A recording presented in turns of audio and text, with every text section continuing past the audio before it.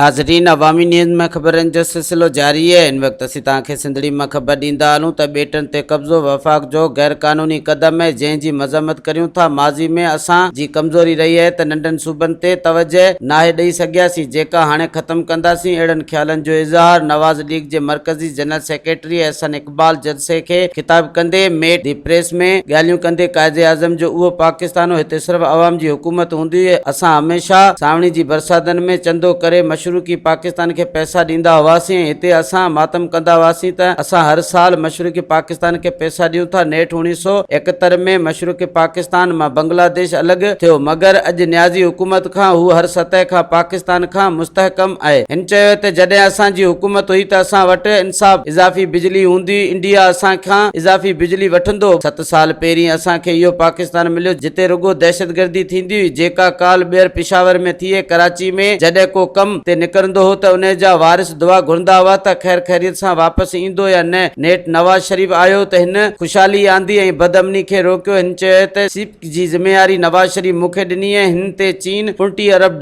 सीड़पकारी कई। दुनिया असां वटि सीड़पकारी करण लाइ अॼु असांजो हुक्मरान हर हंधि ख़ैरात वठण वञी रहियो है। हिन चयो त वोट जी इज़त खे ख़त्म करे हिकु जाली वज़ीर आज़म खे कुर्सी ते विहारियो वियो। असां चोर हुआसीं त ₹40 किलो अटो पे ॾिनोसीं, खंड ₹54 किलो पे ॾिनीसीं, हाणे अटो 75 कीअं थियो। मज़ीद खबरों और तफसीलात के लिए विजिट करें हमारी वेबसाइट www.awamiNewsHD.com।